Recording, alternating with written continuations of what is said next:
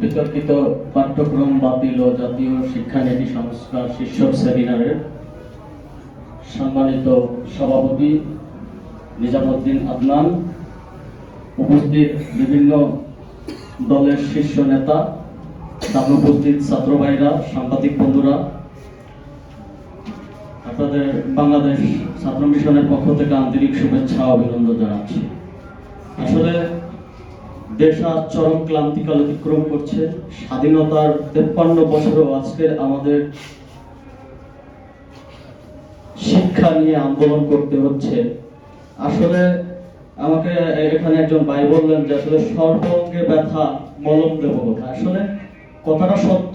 এখন আমরা বিষয় হচ্ছে, আপনারা জানেন এই অবৈধ সরকার, অবৈধ ভোটবিহীন সরকার ক্ষমতায় এসে একের পর এক প্রত্যেকটি সেক্টরে যে অনিয়ম দুর্নীতি শুরু করেছে, এই জনগণের কোনো তোয়াক্কা না করে তাদের নিজেদের নিয়মভাবে তারা দেশ চালাচ্ছে। আসলে এটি জনগণ কখনোই প্রত্যাশা করেনি বা সকল ছাত্র সংগঠনও কখনোই প্রত্যাশা করে না। আমরা চাই শিক্ষা প্রতিষ্ঠানে শিক্ষা স্বাভাবিক পরিবেশ নিশ্চিত করা। শিক্ষা প্রতিষ্ঠানগুলোতে আপনারা দেখেছেন এই অবৈধ সরকারের ছাত্র সংগঠন, ছাত্রলীগ বিভিন্ন বিশ্ববিদ্যালয়, ইউনিভার্সিটিগুলোতে আপনার ভর্তি বাণিজ্য, টেন্ডার বাণিজ্য, হল দখলদারিত্ব, নারী দর্শন এবং মাদকের অভয়ারণ্য তৈরি করেছে।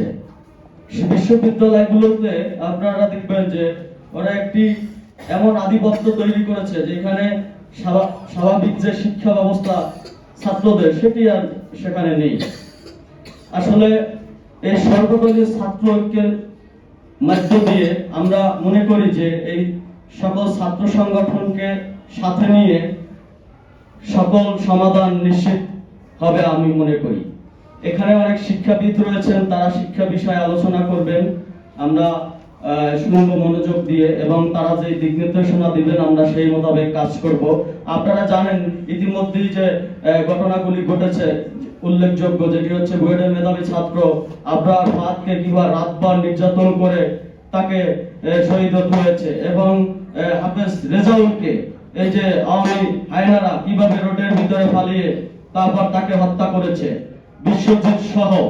এবং আপনারা জানেন এই সরকারের বিরুদ্ধে যদি কোনো কথা বলা হয় তাইলে তাকে গ্রেফতার হতে হয়, না হলে তাকে না হলে গুলি করা হয়, হত্যা করা হয়। এই হচ্ছে দেশের অবস্থা। আজকে সকল ছাত্র সমাজ ঐক্যবদ্ধ হয়েছে।